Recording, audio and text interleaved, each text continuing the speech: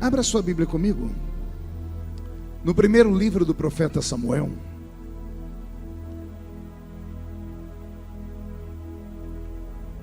Deus está aqui. Primeiro livro do profeta Samuel, capítulo 1. Vamos ler o versículo 8. E depois vamos saltar para o capítulo 3. Primeiro livro do profeta Samuel, capítulo 1, versículo 8, está escrito assim: E então Eucana, seu marido, lhe disse: Ana, por que choras? E por que não comes? E por que estás de coração triste? Não te sou eu melhor do que 10 filhos? Capítulo 3 do mesmo livro. Capítulo 3 do mesmo livro. Está assim escrito: O jovem Samuel servia ao Senhor perante Eli naqueles dias, e a palavra do Senhor era muito rara, as visões não eram frequentes. Certo dia, estando deitado no lugar acostumado, o sacerdote Eli, cujos olhos já começavam a escurecer-se a ponto de não poder ver, e tendo-se deitado também Samuel no templo do Senhor em que estava a arca, antes que a lâmpada de Deus se apagasse, o Senhor chamou o menino: Samuel, Samuel. E ele respondeu: Eis-me aqui. Amém, igreja? Feche a Bíblia, coloque no banco, na cadeira, e pegue na mão da pessoa mais perfumada do seu lado. Já que bonito não tem, pelo menos perfumado deve ter, né? Isso, aperte a mão da criatura com carinho até ela falar aleluia. Pentecostal que não faz barulho está com defeito de fabricação, não é? Vamos orar? Pai, nós te exaltamos, nós te glorificamos, e nós entendemos que dentro de alguns minutos, e esta linda igreja ficará pequena para o tamanho da glória que o Senhor vai mandar do alto dos céus. Os que vieram tristes começarão a saltar de alegria. Os que vieram se arrastando não voltam para casa se arrastando. Hoje voltarão voando nas asas de um novo tempo. E antes que eu comece a revelar os seus segredos, cerque esta igreja com a sua glória. E num raio de 5 quilômetros, onde houver um demônio alojado, eu dou a esses demônios segundos para sumirem de Goiânia, porque se não sumirem, serão queimados pelo poder da sua glória que aqui será derramada. Rasgue os céus sobre este santuário. Manda anjos de fogo descerem aqui. Que estes anjos desçam trazendo brasas de fogo nas mãos. Comecem a esparramar estas brasas entre nós. E onde houver um crente cheio do Espírito Santo, pega ele nesta noite, Jesus, e mostra o caminho da verdadeira e poderosa adoração. Fala conosco, fica conosco, é o que eu te peço agora e sempre. E toda a igreja diz: os que podem, tomem o seu assento aplaudindo a Jesus, porque Ele é bom, porque Ele é maravilhoso. Graças a Deus. Querida igreja, noiva do Cordeiro, simpatizantes da nossa fé, amigos que vieram de perto, de longe, autoridades constituídas por Deus e pelos homens, que bom que todos vieram essa noite. Deus vai falar conosco profundamente aqui nesse lugar. Alguém acredita que Deus ainda fala? Só entende um louco quem é louco também, gente, né? Vem algum louco para cá hoje ou não? Que bom, os normais podem ir para casa, porque hoje não é mensagem para gente normal, é só para quem é maluco aqui por Jesus Cristo. Posso ouvir mais um grito de glória a Deus da igreja? Pastor Roberto, mude a música para mim. Pastor João, eu li um texto essa noite que todas as vezes que eu passo o meu olhar pelo livro de Samuel me deixa apavorado. O livro do profeta Samuel não é um livro de fácil interpretação. Não se pode apenas pegar versículos isolados do livro de Samuel e transformar eles em pretexto. É preciso compreender o que está acontecendo com Israel.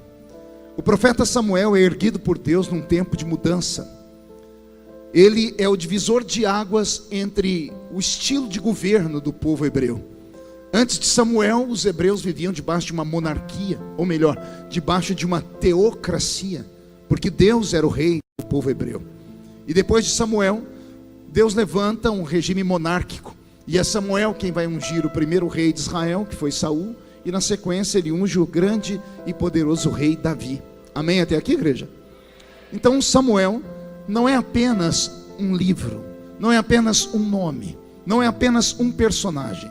Ele é um personagem que divide águas, que muda conceitos e valores na nação de Israel. A palavra de Deus não era mais frequente, as visões de Deus haviam desaparecido. A igreja do Velho Testamento, liderada pelo sacerdote Eli, estava em pecado.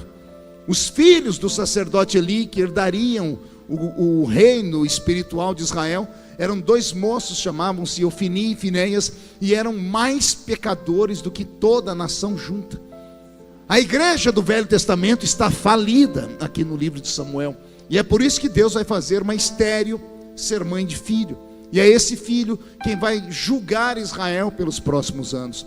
Como eu disse, não é fácil pregar esse texto, porque o livro de Samuel é muito pesado. Mas que Deus me ajude aqui, vamos caminhar. Para compreender o que acontece aqui em Samuel, eu tenho que convidar vocês a voltar comigo no tempo. Quase 800 anos antes.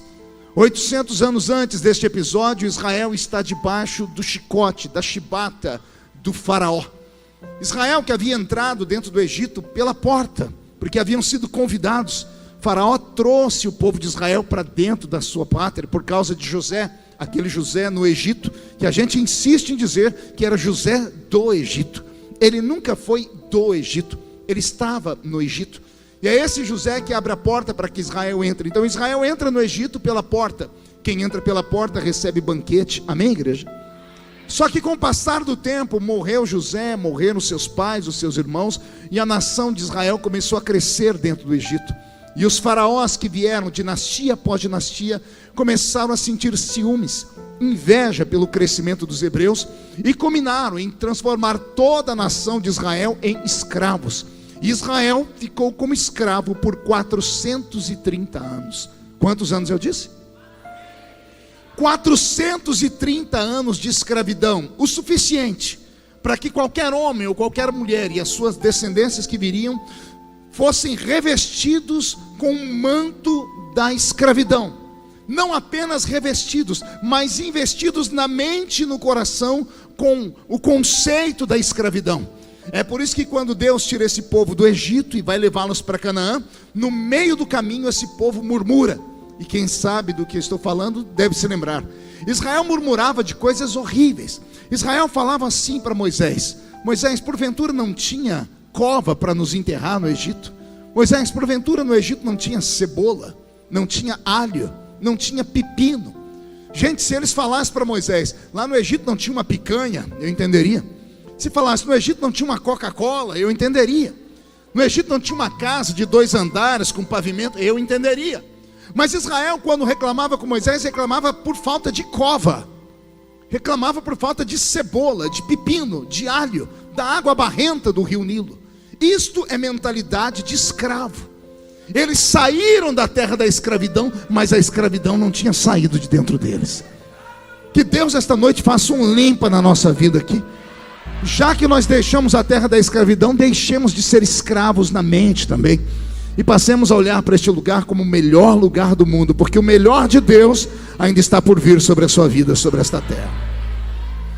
Quando Moisés então tira o povo do Egito, ele vai conduzi-los para uma terra que Deus havia preparado, e a terra se chamava Canaã.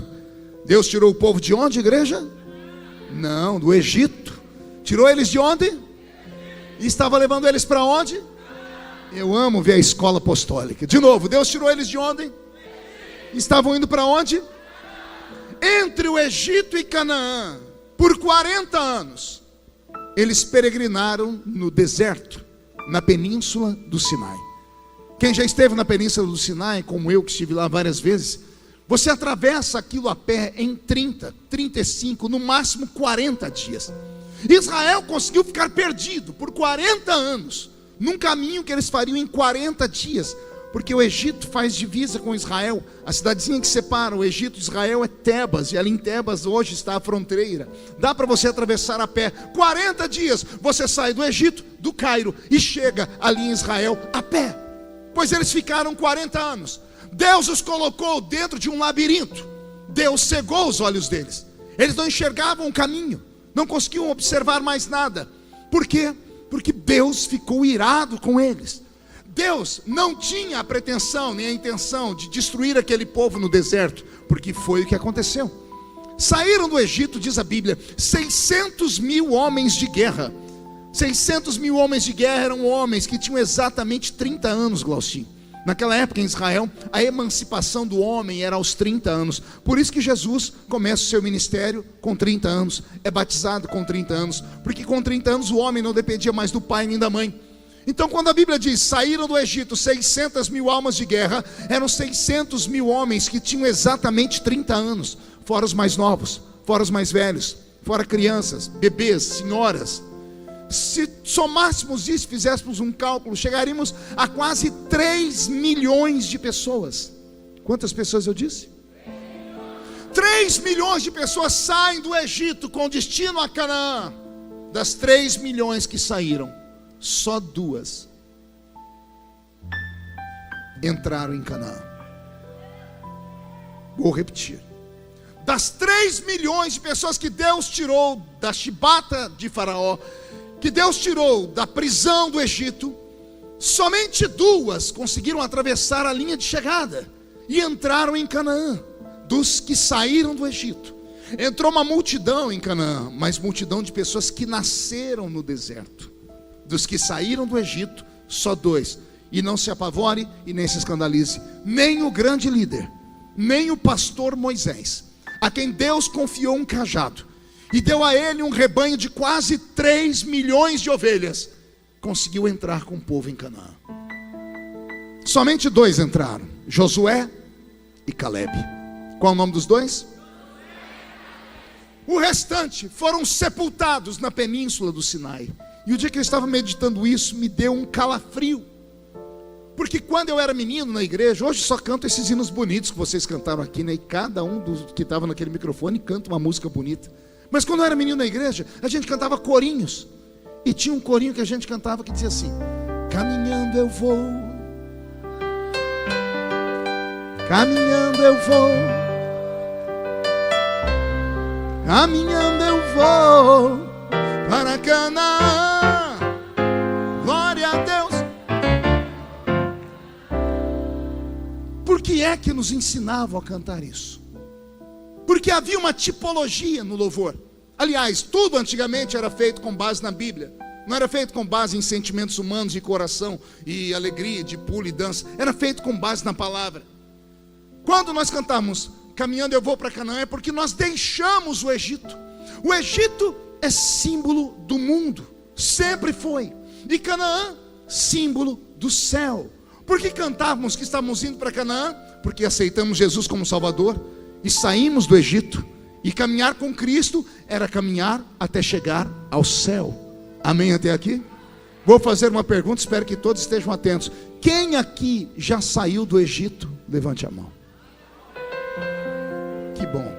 Agora, por favor, preste atenção mais ainda. Quem já chegou em Canaã? Levante a mão para eu ver. O sangue de Jesus tem poder. Vê se a pessoa que está do seu lado aí está viva. Porque Canaã é o céu. A pessoa está aqui na terra ainda. De repente morreu, esqueceu de deitar e não foi sepultada. Preste atenção quando o pastor estiver pregando. O Egito é símbolo do mundo. Canaã é símbolo do céu. Quem já saiu do mundo aqui? Quem já chegou no céu aqui? Graças a Deus ninguém. Estão todos aqui. Se nós saímos do Egito e não chegamos em Canaã, onde é que nós estamos, igreja? Opa, alguém respondeu. Vou dar chance de todos responderem. Se nós saímos do Egito e não chegamos em Canaã, onde é que nós estamos, igreja? Então olha para o seu irmão e diga: você está no deserto. Então aguenta o tranco, porque deserto não é lugar para qualquer um. O problema todo não é o Egito. O problema é o que fazemos no deserto. É a forma como nos postamos até chegarmos em Canaã. Se você está aqui dentro e sente saudades do Egito, devia estar lá. Porque aqui, além de não ir para o céu, além de não ir para Canaã, ainda pode atravessar e fazer um monte de gente morrer no deserto.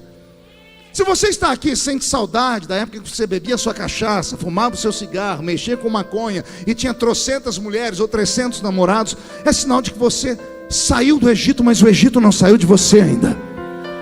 Talvez seja por isso que a glória de Deus já não se manifesta mais como antigamente, porque as pessoas estão aqui agora, mas estão pensando em como está o resultado da Fazenda lá na Record. Estão aqui agora, estão preocupados porque ontem, parece que hoje teve um jogo e não pôde ser transmitido, porque as televisões perderam o controle dos jogos. Estão aqui dentro e só Deus sabe onde está o seu coração. Aí vem para o culto e fica olhando para o pregador com essa cara feia, parecendo que foi batizado num pote de vinagre.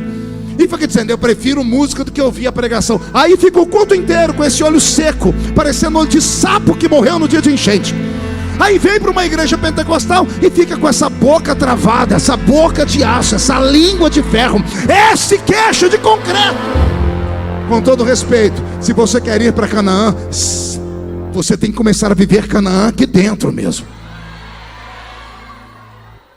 Quando eu vejo tudo isso acontecer, eu começo a me lembrar do que Deus fez.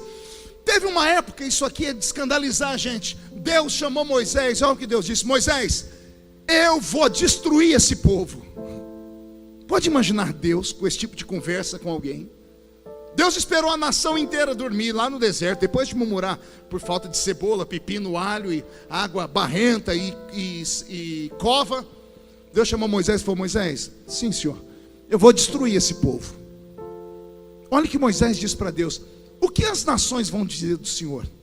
O que vão falar? Vão falar que o Senhor é um Deus que nos tirou do Egito e não teve condições de nos levar para Canaã, que o Senhor é um Deus impaciente. Não é que Deus olhou para Moisés e falou: você tem razão. É o único homem da Bíblia que dá conselho para o próprio Deus. Deus disse: eu não vou destruir mais ninguém não.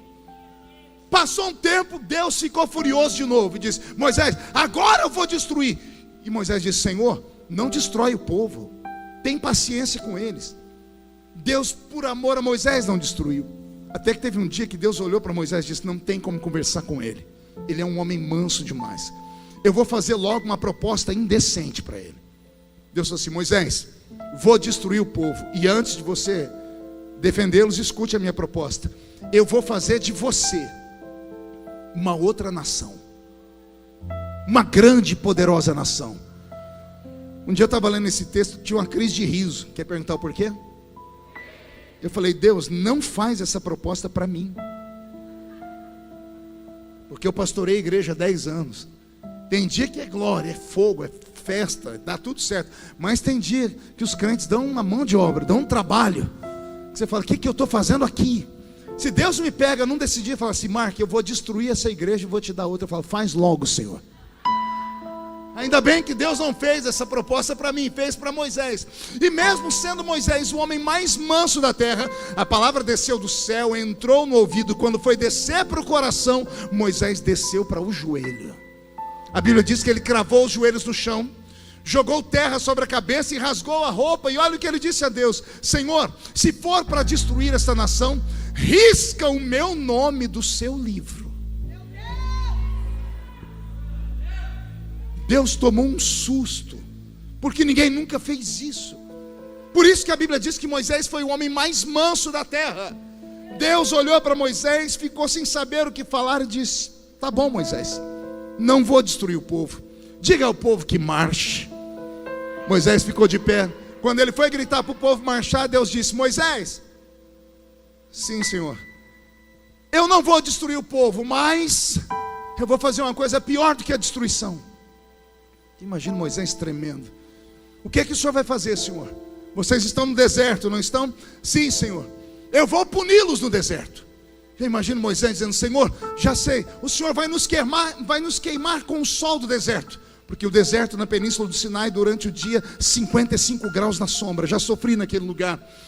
E eu imagino Deus dizendo: não, Moisés, fica tranquilo, não vou matar ninguém de calor. Eu já até criei uma forma de deixar o povo todo com ar fresquinho, como se estivesse dentro de um carro com ar condicionado. O que o senhor vai fazer? Eu vou colocar uma nuvem em cima do povo, e durante o dia a nuvem vai fazer sombra. E o deserto só vai ser quente para os beduínos ou para os viajantes que estiverem longe da minha presença. Quem estiver na minha presença, o sol não queima a pele deles. Senhor, se o Senhor não vai nos matar de calor, já sei, o Senhor vai nos matar de frio. Porque o mesmo deserto, que durante o dia chega a 55 graus na sombra, no mesmo lugar, à noite, 2, 3 da manhã, menos 6 graus. O osso da gente chega a tremer. Eu sei porque eu subi aquela montanha algumas vezes, e só Deus para te dar força, porque é horrível. Durante o dia um calor que você não suporta, e à noite um frio que faz bater os queixos, faz bater os dentes. Eu imagino Moisés falando: o Senhor vai nos matar de frio, vai nos congelar. E Deus dizendo: já resolvi esse problema também. A mesma nuvem que durante o dia vira ar-condicionado, à noite ela vira uma fogueira.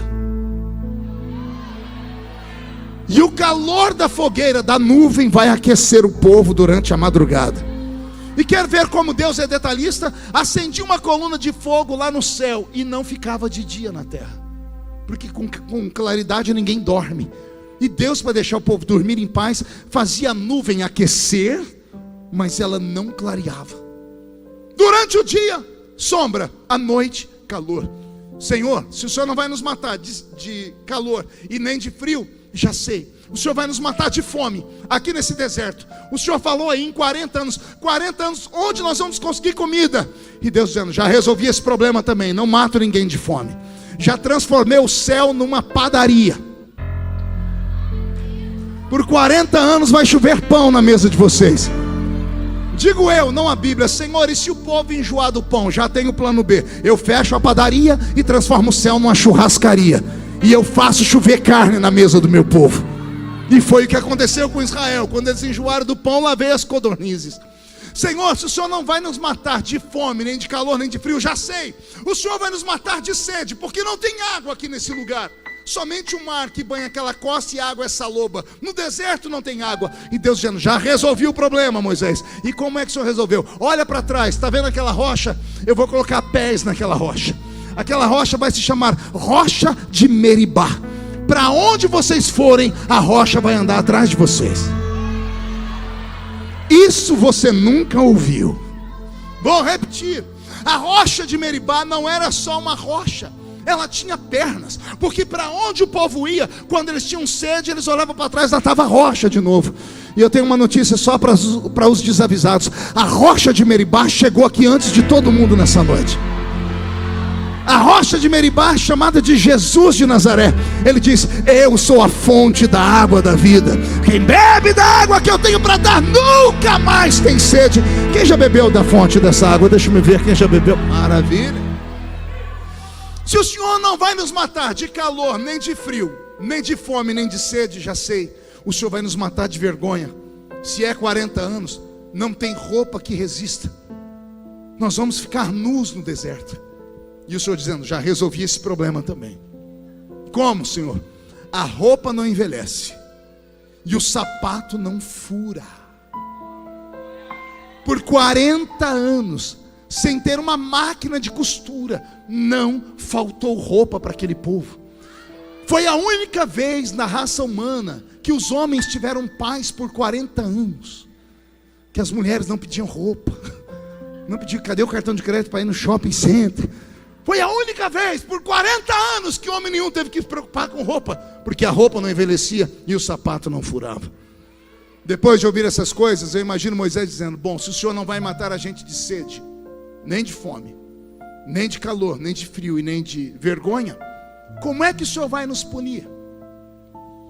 Moisés, na minha presença ninguém morre de sede nem de fome, não morre de calor nem de frio, e também não morrem de vergonha. Mas na terra que eu preparei, ninguém entra. Viverão o céu na terra. Eu tirei vocês da mão do Egito. Lá pelo menos vocês tinham lavagem para comer, pepino, cebola e alho. Eu não vou perder para Faraó. Comida eu dou para vocês. Lá vocês tinham uma choupana para morar. Aqui vocês terão um lugar para morar também. Eu não deixo vocês morrerem com frio, nem com calor, nem sol, nem nada. Eu protejo vocês, mas não vão entrar na minha terra. Eu chorei muito o dia que eu li isso, quando Deus me deu a interpretação, porque é muito triste. Eu olho para a nossa geração, esta geração mais jovem. Eu olho para as grandes igrejas.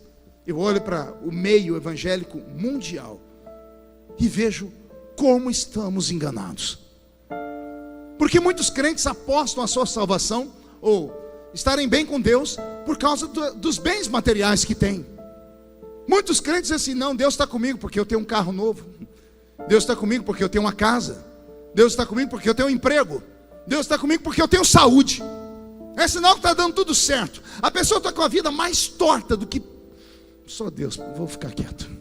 A pessoa leva uma vida dupla. A pessoa vem para a igreja como se estivesse entrando em um teatro ou em um cinema. Já não é mais a casa do Senhor, é uma casa de espetáculos ou um lugar de entretenimento. E se o pastor começar a arrochar, a apertar, a usar a palavra como ela é, e a espada começar a cortar, as pessoas não ficam mais na igreja. E é muito fácil, porque a 100 metros daqui ou menos tem outra igreja. E depois que vão para aquela, o pastor começa a apertar, saltam e vão para outra. E depois vão para outra, e para outra, e para outra. E quando não há mais igreja para eles irem, eles pegam e abrem uma igreja para eles. Porque é mais fácil abrir igreja no Brasil do que abrir boteco.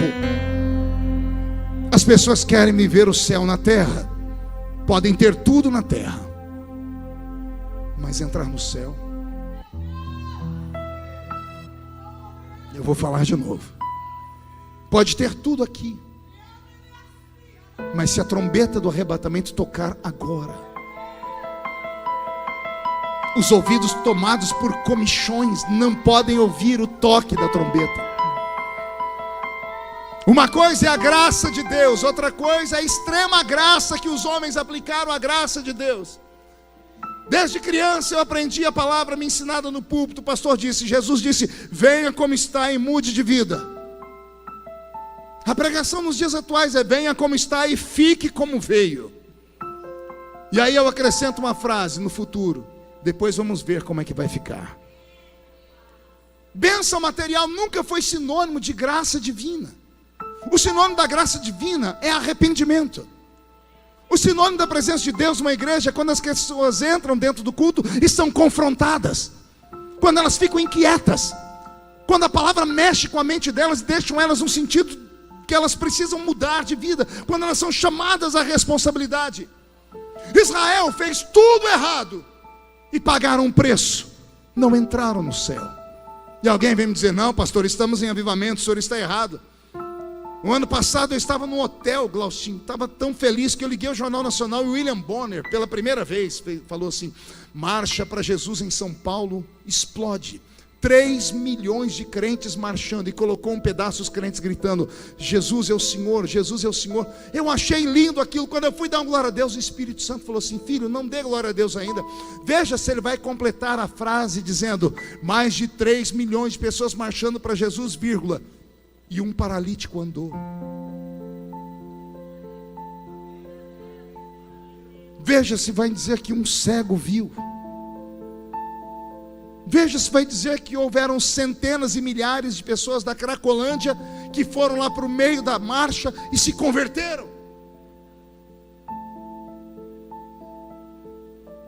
Quantidade nunca foi sinônimo de avivamento. Avivamento é qualidade.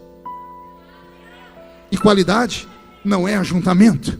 Qualidade é quando você vê os crentes virem para o culto e não deixarem em casa o velho lenço, porque sabe que a qualquer momento vão chorar na presença de Deus. Eu tenho receio de estar nos guiando o povo para um abismo. Falo isso como pregador, porque já preguei em mais de 80 países do mundo, em mais de 4.000 municípios do Brasil.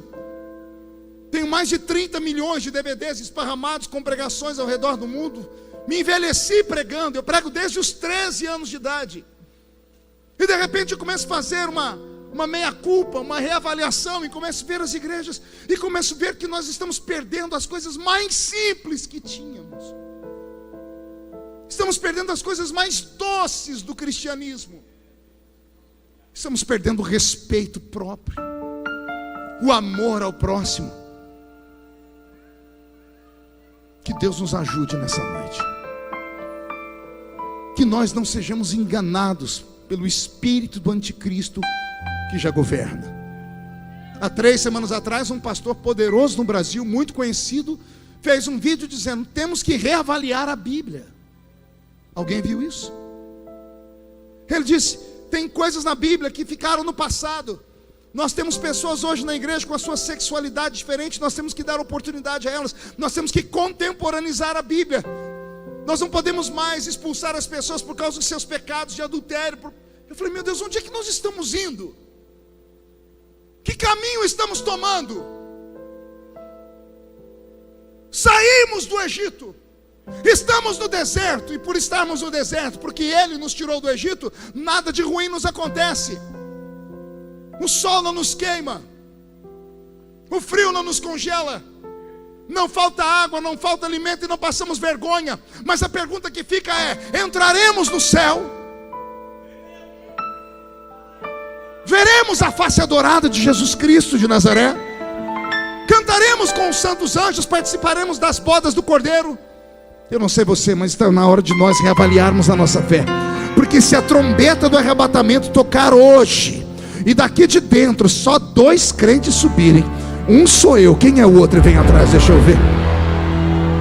Então levante a mão direita para o céu comigo, chacoalhe ela, coloque no ombro de quem está do seu lado com carinho e respeito. Agarre o ombro da pessoa, diga: o médico falou para não contrariar o pastor. Chacoalhe a pessoa até ela ficar irritada, irrita ela, mas com força, tira ela do lugar, dá um chacoalhão. Diga: Deus te trouxe aqui para isso. Sacode de novo, para isso.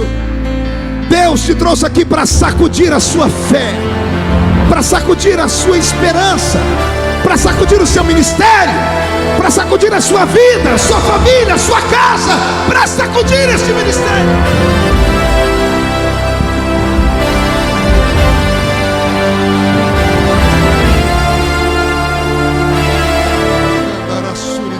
Roberto, mude a música para mim. Como eu disse no início, não é fácil pregar sobre este livro. Deus tira esse povo do Egito, mata eles no deserto. Os filhos que nasceram no deserto deveriam ter pelo menos aprendido com o erro dos pais. Se você assiste a TV Câmara, você já deve ter visto algum político, como por exemplo meu amigo Laustin, falar assim: quem não observa o passado corre o risco de cometer o mesmo erro no presente. Isso é uma frase muito usada por políticos. Quem desconhece a história está fadado a repeti-la. Os filhos viram os pais serem sepultados no deserto. Eu imaginava na minha mente que os pais, antes de morrerem, falavam para os filhos: não cometa o mesmo erro que a gente fez. Deus nos tirou de lá para nos levar lá. Pecamos, Ele nos matou aqui. Vocês são a geração que nasceram no deserto. Quem nasceu no deserto, quando entrar em Canaã, por favor, adorem a Deus. Os filhos entraram em Canaã. Quando entraram em Canaã, e Josué separou a terra em 11 pedaços, porque os levitas, a herança deles era Deus. Quando o povo se estabeleceu na terra, a Bíblia diz que eles começaram a pegar dentro das bagagens dos pais as imagens de Baal, Astarote, Ázera, Marduk, a pseudo deusa assim da Mesopotâmia, Anubis, Dagon. Eles pegavam tudo aquilo que os pais deles guardaram dentro das tralhas, e ao invés de destruir, eles começaram a levantar altares em Canaã. Ouçam-me. Entraram em Canaã, e ao invés de levantarem um altar para o Deus de Israel, levantaram altares aos deuses pagãos.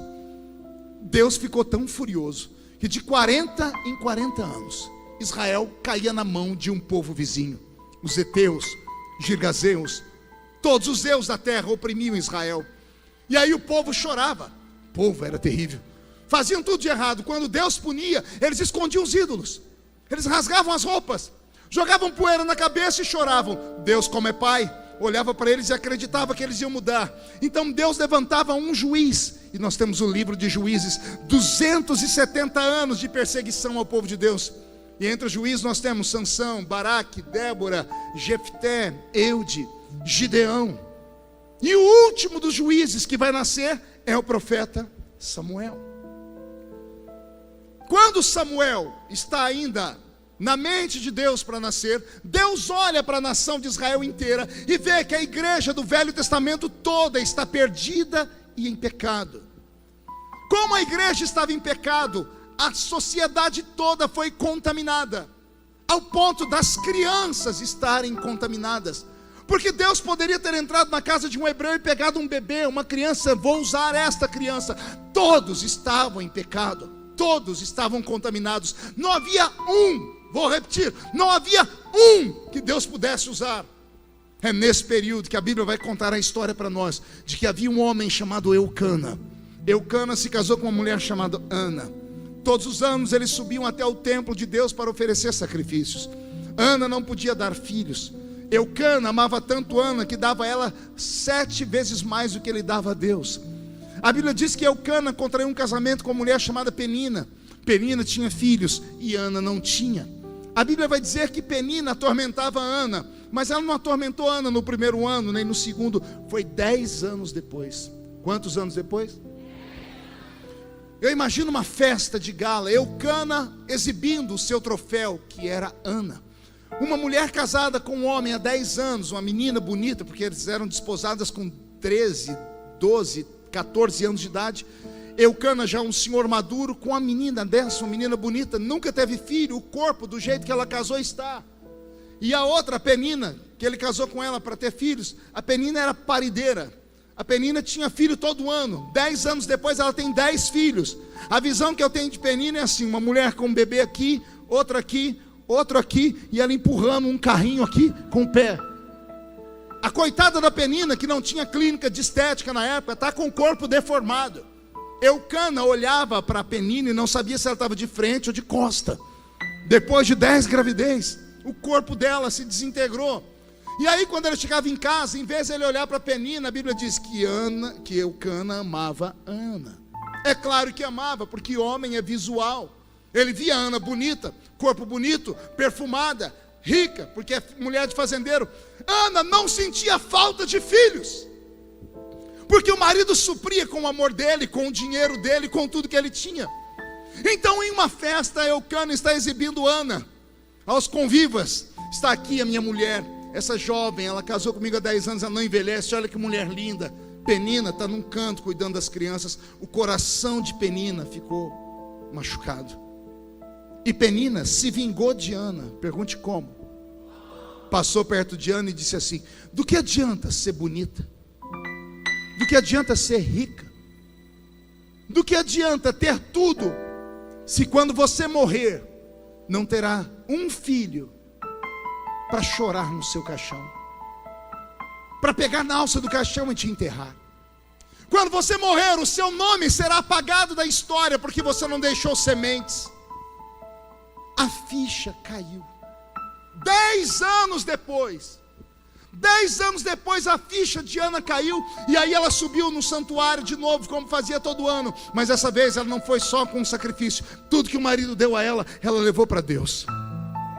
Ela acabou de ofertar todo ano. Ela ofertava e voltava para casa. Ela acabou de ofertar e chamou um sacerdote e disse: onde é que as mulheres oram aqui nessa igreja?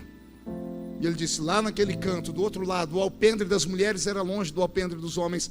A Bíblia diz que Ana caiu de joelhos e começou a orar. Ela orou tanto que ela gritou. Ela gritou tanto que ela ficou rouca. Ao ficar rouca, já não tem mais voz para orar. Ela começa a gemer. E o gemido dela foi entrando dentro daquele santuário.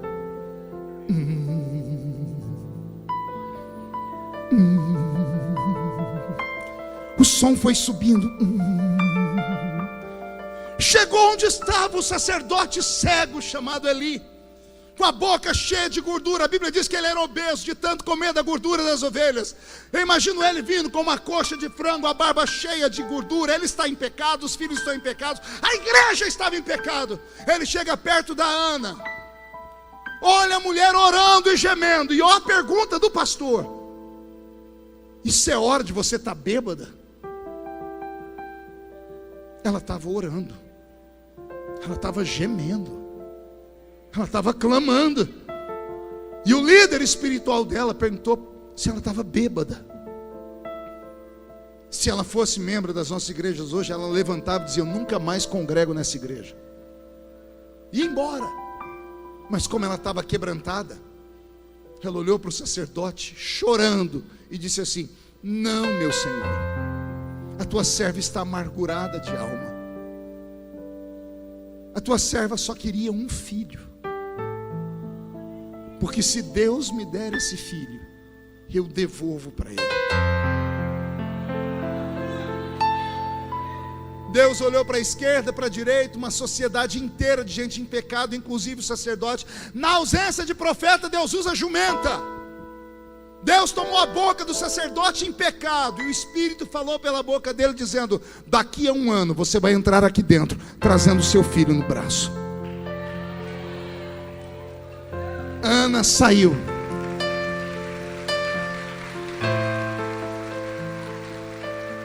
Um ano depois, Ana vem dentro do santuário. A Bíblia diz que o menino foi desmamado. Uma criança é desmamada às vezes com 1 semana, outras até com 5 anos. Mas como ele disse, você vai voltar daqui a 1 ano, ela voltou e trouxe o bebê e depositou no altar. Samuel é criado dentro da igreja. Não assim, na igreja indo para a escola, na igreja indo para o trabalho, na igreja indo brincar. Não, Samuel é trancado dentro da igreja. Deus tinha que proteger esse menino, dele não ser contaminado lá fora. Então Deus cria o menino dentro da igreja. Tudo que o menino sabe é igreja. Tudo que ele sabe é sacrifício, louvor, oração, adoração. Pelo menos é isso que ele tinha que saber. Ele é criado dentro do santuário. O sacerdote mora ali, ensina a ele todas as coisas da Bíblia, ou pelo menos deveria ensinar. Mas pelo jeito não ensinava, porque a Bíblia diz que nos dias de Samuel a palavra não era pregada, as visões não eram frequentes, estava tudo destruído. Por isso que naquela noite Deus apareceu para o menino e disse: Samuel, Samuel. O menino foi até o sacerdote. O sacerdote falou: volta a dormir. O menino dormiu e Deus disse: Samuel, Samuel. O menino correu até o sacerdote. O sacerdote se apavorou, porque se lembrou que foi assim que Deus chamou ele.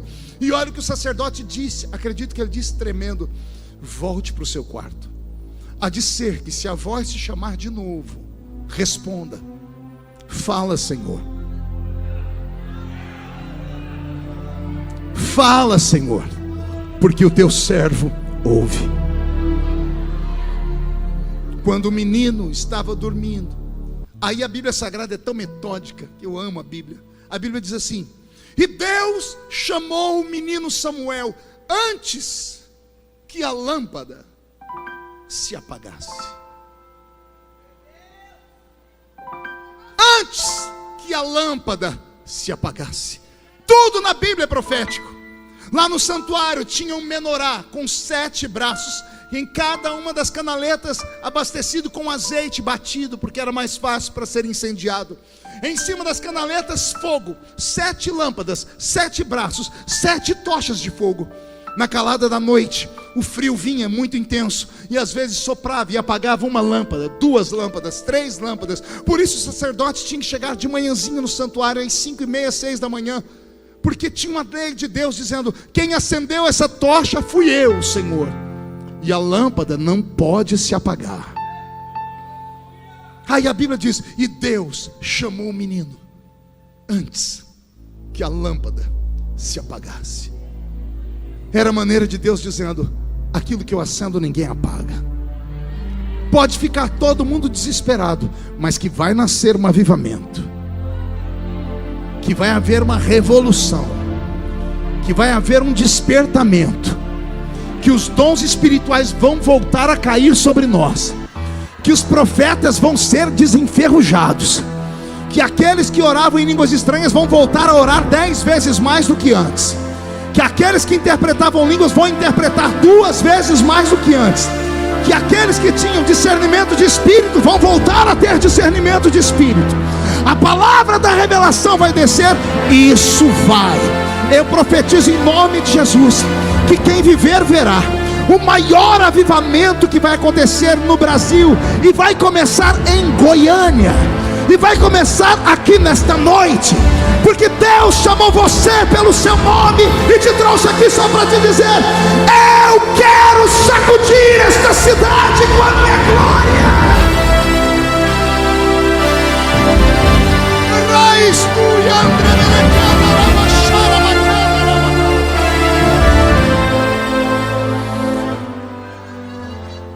Deus nesta noite nos abrace.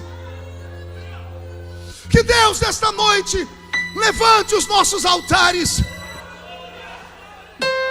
Que Deus essa noite nos faça nos arrependermos. Que haja nesta noite na sua casa um culto particular entre você e Deus.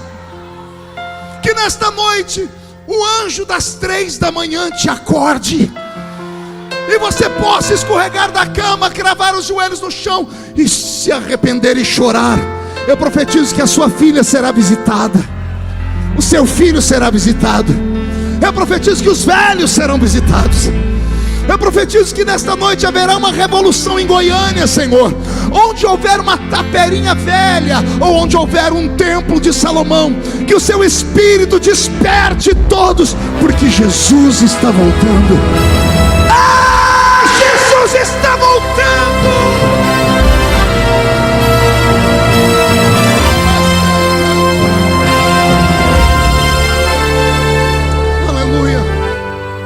Perdoe esse velho pregador. Nesse tempo de pandemia, eu chorei muito com a minha família, chorei muito com a minha velha igrejinha. Tive tempo de sobra para reavaliar a minha fé. Deus colocou um breque na nossa vida, para que a gente pudesse voltar a sentir o que é família, para que a gente pudesse sentir saudades da igreja, para que pudéssemos dar valor, porque o ser humano só dá valor naquilo que perde. Quantas pessoas se perderam? Depois que a pandemia está indo embora, as igrejas voltaram, muitos crentes não voltaram. E alguém diz: a pandemia desviou as pessoas. Mentira.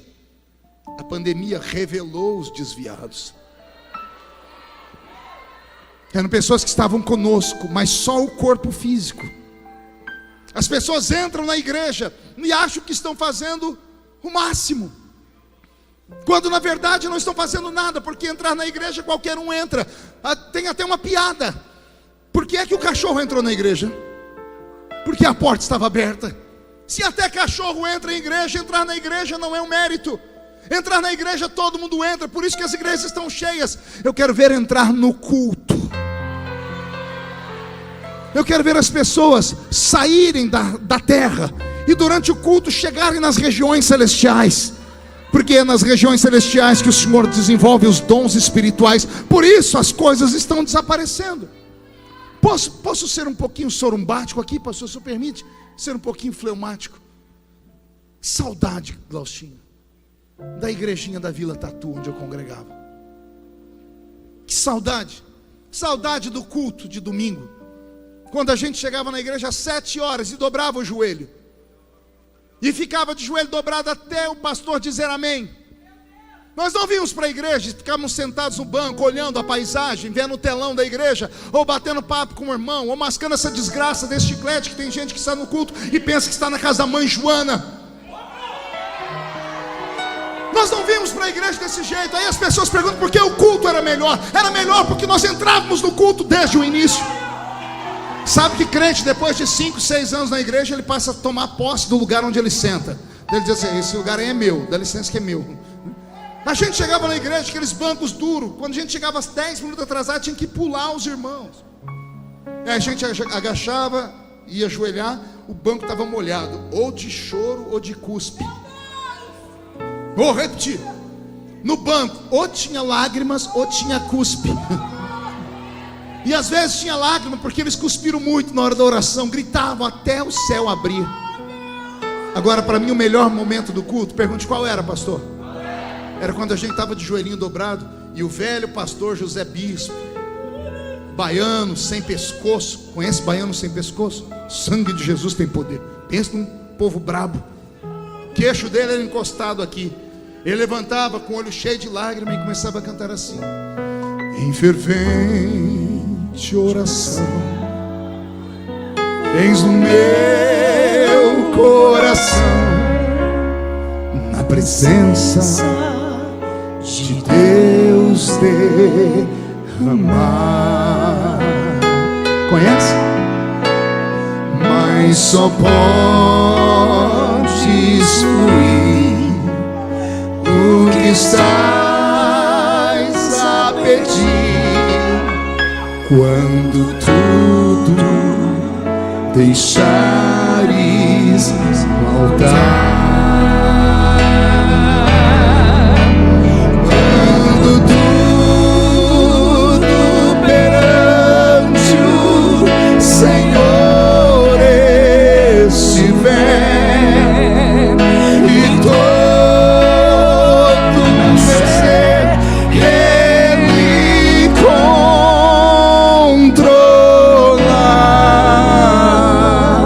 só então hás de ver que o Senhor tem poder.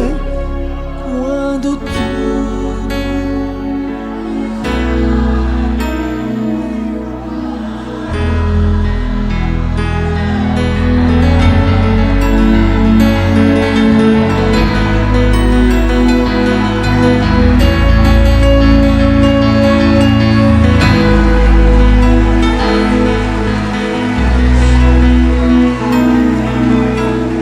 Perdoe André Velessuri di Câmara Magas.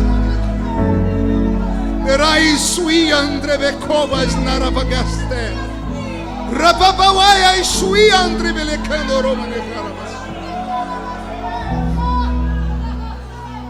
Ando saudosista, porque não consigo transferir para os meus filhos a experiência que eu tive. Ando triste por viajar o Brasil e ver que a maioria dos filhos de pastores, a grande maioria, estão atrás das grades. Ando mais triste ainda porque os meus amigos que fazem ainda evangelismo em cadeia dizem que está tudo diferente até dentro da cadeia. Eles começam o culto e de repente está a cela inteira cantando louvor. E ele pergunta: como é que vocês sabem? 90% tudo crente. Os crentes estão sendo presos. Daqui uns dias eu e o Glauchinho vamos ter uma missão árdua em Brasília. Vamos ter que votar a cassação de uma irmã nossa acusada de assassinato. Dá para entender isso? Crentes mandando matar e matando, crentes roubando, sendo presos, indo parar. Meu Deus, o que está acontecendo? O que está acontecendo?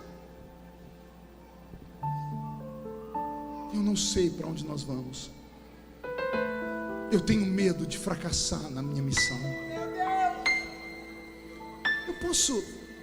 Eu preciso de uma criança. Esse garotinho aqui, fica rapidão. Vem cá, isso, vem cá. Pega aqui na minha mão. Consegue subir aqui? Vamos lá? Isso, vem cá. Qual o seu nome? Marcos Paulo. Marcos, que nome bonito você tem. Tem mãe que sabe escolher nome. Qual a sua idade, Marcos? 6 anos. Você já está velho. Já casou? Não. Graças a Deus. Vem cá, Marcos, vamos passear aqui nós dois. Vocês estão vendo um Marcos de 48 e um Marcos de 6. Marcos, você pode me abraçar? Pode me agarrar e não me solta. Em qual igreja esse Marcos vai congregar daqui 10 anos? Se Jesus não voltar. Que tipo de evangelho ele vai estar ouvindo? Que tipo de louvor ele estará cantando?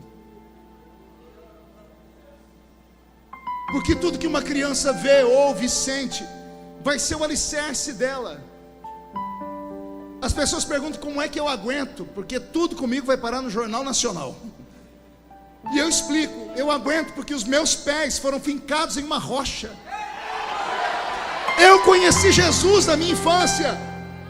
Não era um Jesus de longe, não era um Jesus de música, era um Jesus que se revelava em sonhos, que falava comigo em sonhos, que me dava visões.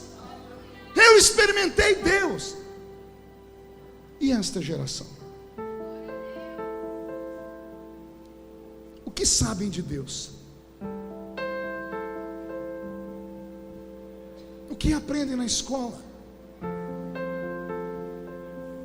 Quando eu era mais novo, nós tínhamos só 3 lugares para ir: igreja, casa e trabalho. Nossos pais oraram. Alguém me ajude aqui? Alguém me ajude aqui? Nossos pais oraram e Deus abriu a quarta porta. Fomos para a escola. Então o crente só tinha 4 lugares para ir: igreja, trabalho, casa e escola. A gente era oprimido em 3 desses lugares: no trabalho, na escola. A gente era oprimido em casa. Só restava a igreja. Aí quando a gente entrava na igreja, era um alívio, porque a gente entrava e ali a gente podia gritar, João. Ali a gente podia cantar. Ali alguém nos dava um abraço. Ali nos falava que Deus falava, e levantava aquelas profetisas que só tinham 2 dentes na boca. Era o zagueiro e o atacante. A maioria delas era analfa de pai e beta de mãe. Mas elas chegavam perto da gente, botavam a mão no ombro da gente, arrepiava tudo. Falavam tudo errado, mas tudo se cumpriu. Lembro como se fosse hoje. Eu tinha 13 para 14 anos, recém-convertido. Estava num culto na Avenida N. Uma irmã pregando, irmã Geni com óculos fundo de garrafa, num culto de círculo de oração. Olha, jovem indo em culto de círculo de oração. A gente não tinha para onde ir, a igreja era uma festa. Ela está pregando, ela arrumou o óculos, limpou, botou, tirou, limpou de novo. Falou: irmãs, eu estou tendo uma visão. Aquele menino ali levantou, pediu para eu ficar em pé, era eu.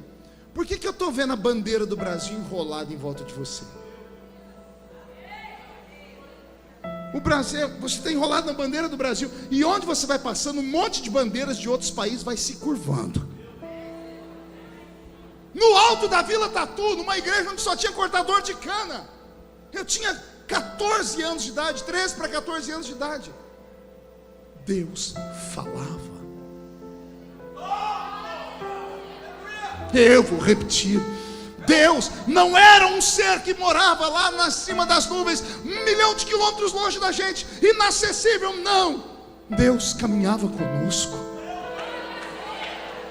Não precisávamos fazer um culto específico para a cura, um culto específico para batismo com o Espírito Santo, um culto específico para relações, sentimentos. Não precisávamos.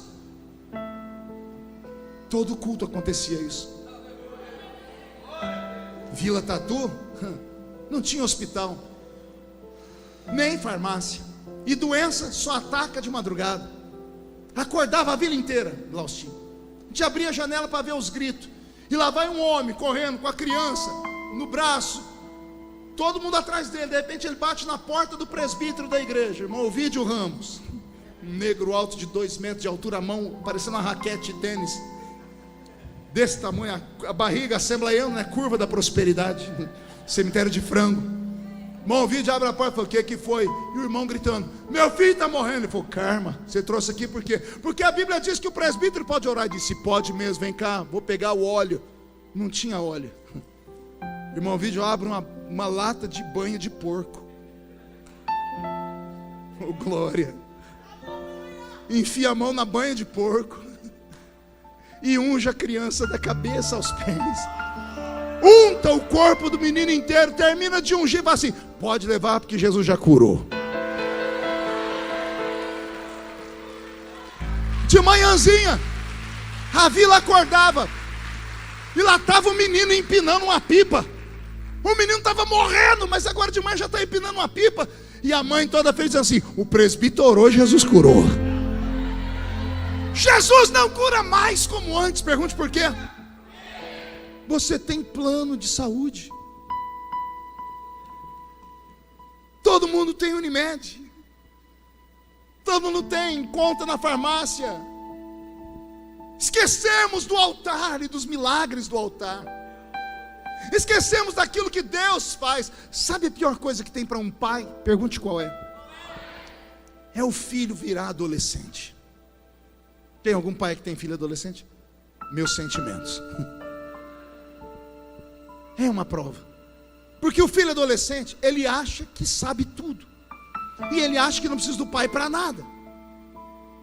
Ignora o pai. Nem conversa com ele, nem tira uma foto com a gente. Dentro de casa conversa por telefone. Aí o velho pai e a velha mãe começam a lembrar do filho quando era bebê. Quem tem filhos aqui e lembra de quando era bebê? Dava muito trabalho a criancinha? Chorava muito? Fazia muito cocô? E tinha que correr de madrugada para os médicos? Quem tinha que fazer isso? Não era um Deus nos acuda? Dava muito trabalho, a senhora dizia, não vejo a hora do meu filho crescer. Aí o filho cresceu. Qual o sonho da mãe e do pai? Ah, se voltasse a ser criança. Por quê? Porque pai e mãe só são pai e mãe quando o filho depende dele. Deus é pai. Na nossa época de infância, ele era mais pai, porque a gente dependia dele para tudo. Dependíamos dele para comer, para viver, para ter saúde, para ter sonhos, para ir para a escola. Orávamos 3, 4 vezes por dia. Deus não consegue mais ser Deus dessa geração, porque é uma geração que tudo que quer está aqui dentro. Tudo que quer consegue aqui. A geração do fast food. Tem o iFood que traz tudo na mão, tem aplicativo que te dá tudo. Vivemos um mundo rápido demais. Nossos filhos, crentes dentro da igreja, estão se cortando.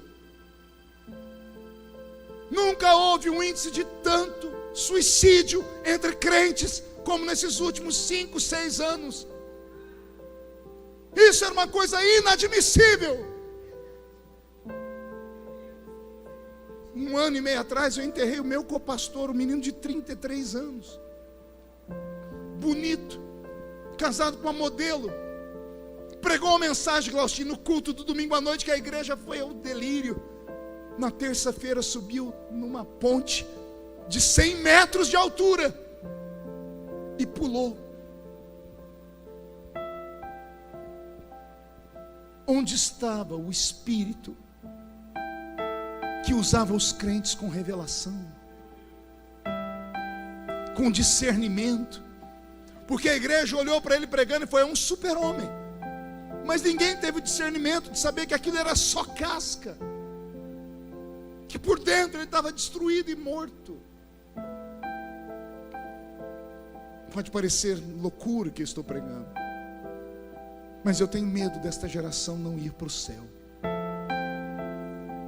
Tenho medo de caminharmos pelo deserto, tendo tudo do bom e do melhor, e da trombeta tocar, e a gente não chegar lá. Incline a sua cabeça. Só me ouça, não me olhe.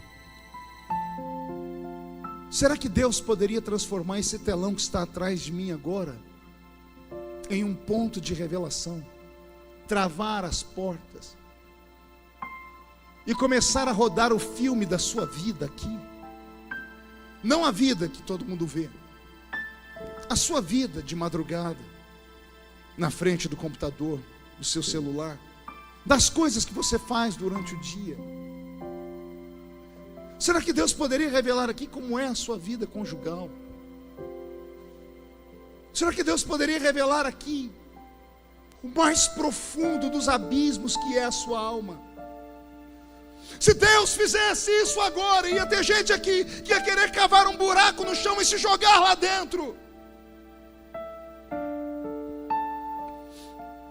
E brincamos de culto, e pulamos, e dançamos, e cantamos, e liberamos palavras de fé, que na verdade são apenas mandingas espirituais, e não vivemos, e não experimentamos. Esta igreja completa 10 anos. Há um Samuel nascendo.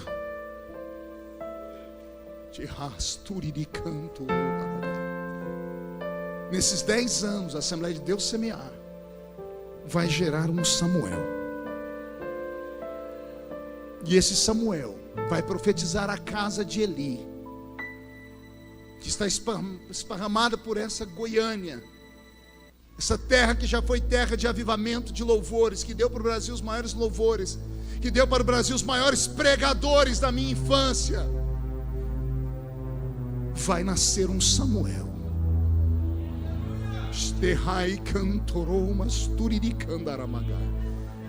E que quando este Samuel nascer, se prepare, porque ele vai preparar a volta do Salvador. Se alguém acredita em profecia, receba esta. Ah, eterno!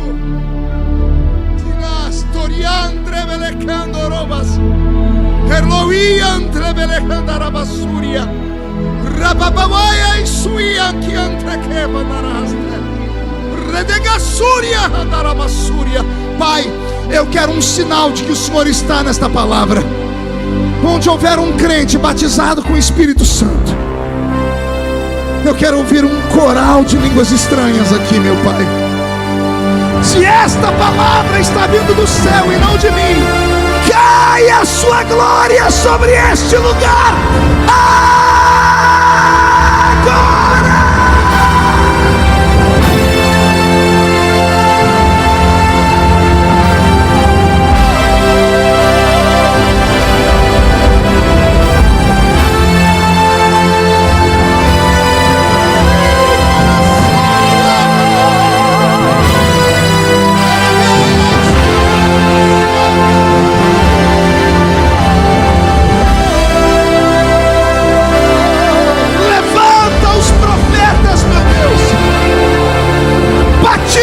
Espírito Santo agora, cure os enfermos agora, levante os sacerdotes agora,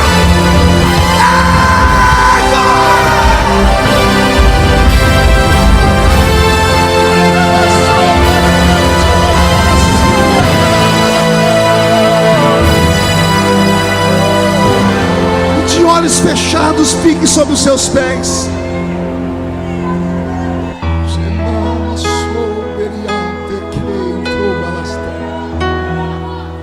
Fique de pé. Eu vou fazer um convite só. Feche os olhos. Eu quero nesse altar somente homens e mulheres que tenham a coragem de dizer: eu já fui melhor, eu já fui mais crente, e eu preciso melhorar. A esperança demorada enfraquece o coração. As lutas roubam a santidade. E às vezes só nos resta olhar para a vida e o nosso medo é morrer. Eu estou aqui para te dizer que você tem um Deus. Você tem um Deus no céu. Como sacerdote desta noite, a Bíblia Sagrada diz que tudo que eu ligar na terra será ligado no céu, e até pecados serão perdoados. Pelo choro, o arrependimento, eu libero a unção do perdão. E não importa o que aconteceu até 1 minuto atrás, todos estão mais alvos do que a neve. O demônio não pode mais acusar. Os diabos não têm mais poder sobre você. E eu profetizo que você está purificado. E tudo que foi roubado está sendo devolvido. Os que estão ajoelhados, fiquem de pé. E os que estão de pé, peguem na mão uns dos outros. Ah, nós temos um Pai no céu.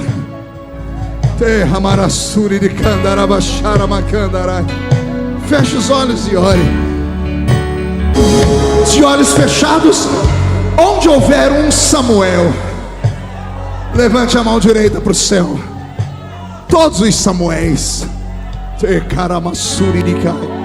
Diga comigo, em nome de Jesus: todos os demônios que roubaram a sensibilidade da minha geração, que roubaram a santidade da minha geração, que roubaram a minha espiritualidade, eu ordeno, não estou pedindo, estou ordenando. Venha para a palma da minha mão agora. Feche a sua mão com força e autoridade. Eu vou contar até 3, você vai jogar no chão e vai pisar em cima. E como profeta, você vai encontrar 7 pessoas, porque tudo hoje aqui é profético. Vai abraçar 7 pessoas e vai dizer a eles: Deus está te chamando. Responda, fala, Senhor, porque o teu servo ouve. 1, vocês nunca mais serão os mesmos. 1,5, sua família sentirá orgulho de você de novo. 2, quem viver verá para ver o que Deus fará nesse ministério. 2,5, Goiânia será chamada de capital do avivamento do Brasil. 3, jogue no chão, pisa em cima, profetiza. 7 pessoas, profetize sobre 7 pessoas, profetize sobre 7.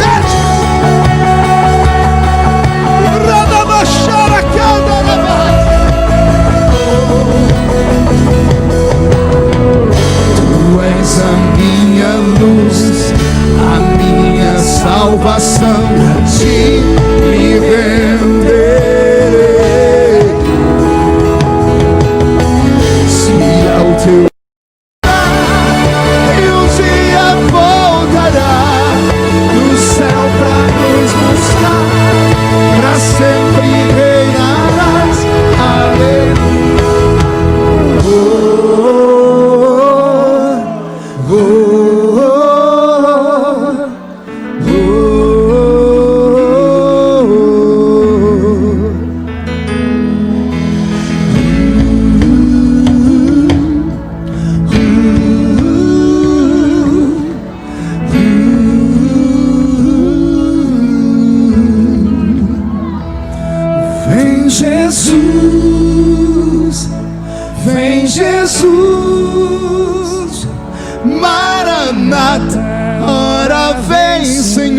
Jesus.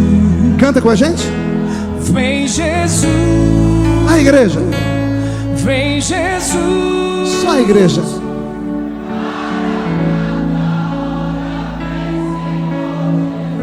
Bem forte agora. Vem Jesus. Vem Jesus. Maranata, hora vem. Só em ti.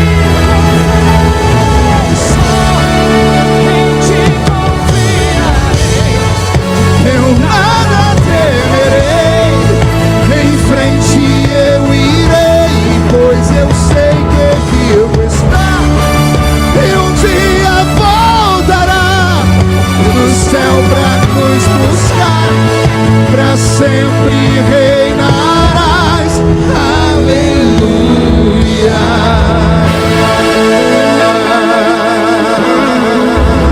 Quem pode aplaudir? Quem pode aplaudir e gritar? Quem pode aplaudir, gritar e dar um pulo para cima? João.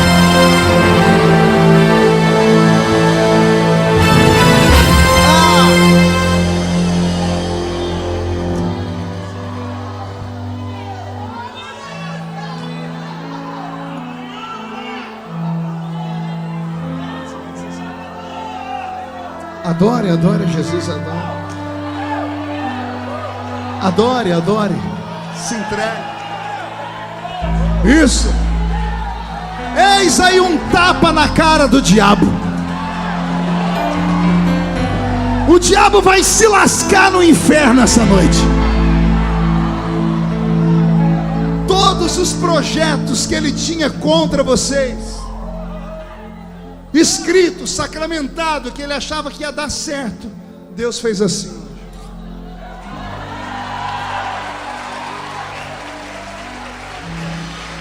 Jogou no chão e pisou em cima. Eu não me responsabilizo pelo que vai acontecer essa noite na sua casa. Irmã, não se apavore se a senhora acordar com a filha chorando de noite. Não, pastor, minha filha chora toda noite, depressiva, namorado. Não, vai ser diferente. Ela vai chegar, a senhora vai lá no quarto e vai ver a sua filha ajoelhada. E se ouvir oração, vai ouvir ela dizer: Deus, me dá as nações por herança. Seu filho será um grande homem de Deus. Pode não estar aqui ainda hoje, mas antes do ano terminar, você vai se sentar com a família ao redor de uma mesa farta, vai lembrar desse culto, desse avivamento, e vai dizer: eu e a minha casa servimos ao Senhor. Posso ouvir um grito dessa igreja? Sai da frente, Satanás! Estamos em guerra!